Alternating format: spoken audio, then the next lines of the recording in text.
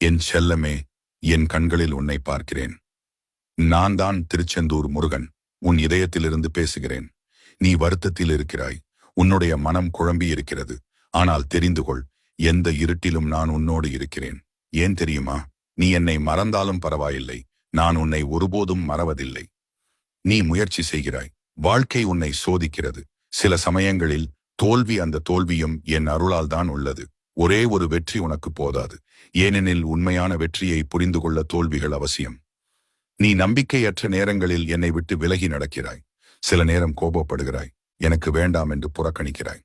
ஆனால் என் செல்லம், என் மீது கோபமாவது இருக்கிறது என்றால் நீ இன்னும் என்னை நினைக்கிறாய் என்பதற்கே அடையாளம். அதுவே என் திருப்தி. உன் எதிர்பார்ப்புகள் நிறைவேறவில்லை என்பதால் வருந்துகிறாய்.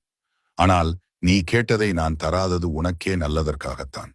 நான் தரும் நேரம் உண்மையான நேரம். அது வரும்.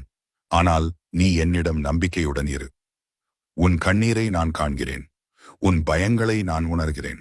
ஆனால் எனது வேல் உனக்காக தயாராகவே இருக்கிறது. நீ தவறு செய்தாலும் நான் உன்னை தண்டிக்க வரவில்லை. எனது 6 முகங்களும் உன் வாழ்க்கையின் 6 திசைகளில் ஒளி கொடுக்கின்றன. தோழர்களே விலகினாலும், குடும்பமே புரிந்து கொள்ளவில்லை என்றாலும் என் அருள் உன்னை விட்டு விலகாது. நீ என்னை நினைத்துப் பாருங்களேன், திருச்செந்தூரில் கடற்கரை நுழைவாயிலில் உன் இருண்ட நாட்களில் நான் எப்படி உன்னை அழைத்தேன் என்பதை. பாதை மாறினால் பயப்படாதே, சிரமம் வந்தால் தயங்காதே. ஏனெனில் நீ உன் பணியை செய் நேர்மையாக, பொறுமையுடன், அன்புடன். மற்றதை எனக்கு விட்டுவிடு. என் அருள் வழிகாட்டும். என் முன் வந்து நிற்கிறாய். என்னை ஒரு காட்சியாவது காண வேண்டும் என்று தவிக்கிறாய். தெரியுமா, உன் அந்த பாவம் இல்லாத பார்வைதான் என்னை ஆழமாகத் தொடுகிறது. உன் உள்ளத்தில் நான் இருக்கிறேன் என்பதை கடைசி வரை நினைவில் வைத்துக்கொள். செல்லமே, வாழ்க்கையை வெல்லும் முதன்மையான 2 ஆயுதங்கள் நம்பிக்கை, நிதானம். 2 உனக்குள் இருக்கின்றன. நான் இருக்கிறேன். நீ செல்வது வெற்றிக்கேதான். அருளைத் தேடு, ஆனால் அதற்காக வாலிபத்தில் சோர்ந்து போகாதே. உன் சாதனை என்னையும் பெருமைப்படச் செய்யட்டும். என் அருள் என்றென்றும் உன்னோடு இருக்கட்டும். என் வாழ்க்கையே போராட்டக் களமாக இருக்கிறது. இந்த வாழ்க்கையில் சந்தோஷத்தை அனுபவிக்க முடியாதா என்று தவிக்கின்றாய். எல்லாம் இன்னும் சிறிது காலம்தான். உனக்கு உனது அனைத்து கஷ்டங்களுக்கும் முடிவு காலம் வரப்போகிறது. நான் திரும்ப திரும்ப கூறுவதால் என்னை அலட்சியம் செய்து விடாதே. என்னை முழுவதுமாக நம்பி என்னை சரணடைந்த யாரும் வாழ்க்கையில் தோல்வி அடைந்தது இல்லை.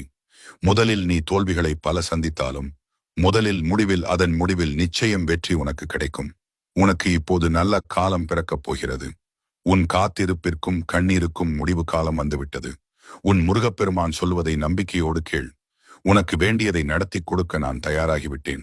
என்னிடம் முழுமையாக சரணடைந்து தூய மனதுடன் உனக்கு வேண்டியதை கேள் என் செல்லமே. என் பிள்ளையே, வாழ்க்கையில் பல பிரச்சனைகளுக்கு உடனே தீர்வு வேண்டும் என்று நினைத்தால் நீ பல நிகழ்வுகளை மறந்து தானாக வேண்டும். யார் ரூபத்திலும் யார் குரலிலும் உன்னோடு பேசும் ஆற்றல் பெற்றவன் இந்த முருகப்பெருமான். எவர் மூலமும் உனக்காக என்னால் பேச முடியும். ஆகவே இத்தனை நாட்களாக நான் உனக்கு இதை செய்து கொண்டிருக்கிறேன். பல முறை, ஏன் பல்லாயிரம் முறை உன்னிடம் பேசியுள்ளேன். உனக்கு வேண்டியதை, நீ என்கிடம் வேண்டியதை தகுந்த நேரத்தில் நிச்சயமாக வழங்குவேன் என்று கூறியிருக்கிறேன் அல்லவா? இதோ அதற்கான நேரம் வந்துவிட்டது. என் பிள்ளையே, இன்றைக்கு இதே வேளையிலேயே உனக்கான நாளாக நான் தேர்ந்தெடுத்து உள்ளேன்.